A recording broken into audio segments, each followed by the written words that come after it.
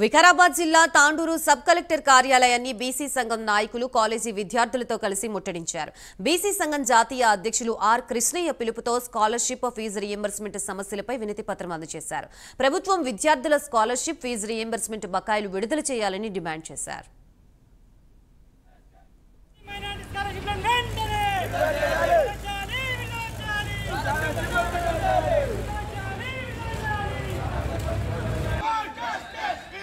అలాగే స్కాలర్షిప్ల బకాయిల గురించి వెంటనే విడుదల చేయాలని చెప్పి ర్యాలీ తీసి మరి సబ్ కలెక్టర్ గారికి వినతి పత్రం ఇవ్వడం జరిగింది, విజ్ఞాపన పత్రం ఇవ్వడం జరిగింది.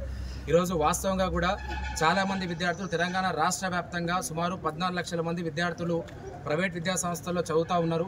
అది ఫీజు రియంబర్స్మెంటు లేదా స్కాలర్షిప్ల పేరు మీద చదువుతూ ఉన్నారు. అంటే చాలామంది విద్యార్థులు ఎవరైతే ప్రైవేట్ విద్యా సంస్థల్లో చదువుతూ ఉన్నారో చాలామంది కూడా మధ్యతరగతి కుటుంబం, దిగువ మధ్యతరగతి కుటుంబం విద్యార్థులు ఉన్నారు. వాళ్ళకి చాలా ఇబ్బందులు ఎదురవుతా ఉన్నాయి. ఎందుకంటే ఫీజు రియంబర్స్మెంట్ బకాయిలు ఉండడం కనీసం ఒక 3-4 సంవత్సరాల నుంచి గత ప్రభుత్వం ఫీజు రియంబర్స్మెంట్ బకాయిలు విడుదల చేయలే. ఈ ప్రభుత్వం కూడా దాన్ని పట్టించుకుంటలేదు.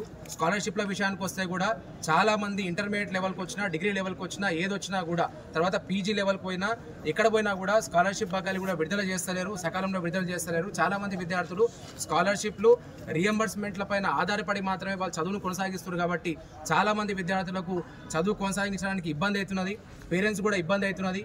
విద్యా సంస్థలు కూడా నడిచే పరిస్థితి లేదు, లెక్చరర్లకు జీతాలు దక్కే పరిస్థితి లేదు. కాబట్టి ఖచ్చితంగా ప్రభుత్వం వెంటనే విద్యారంగం పైన దృష్టి పెట్టి ఫస్ట్ మొట్టమొదటి ఏదైతే ఫీజు రియంబర్స్మెంట్ బకాయిలు ఉన్నదో వాటిని విడుదల చేయాల్సిందిగా.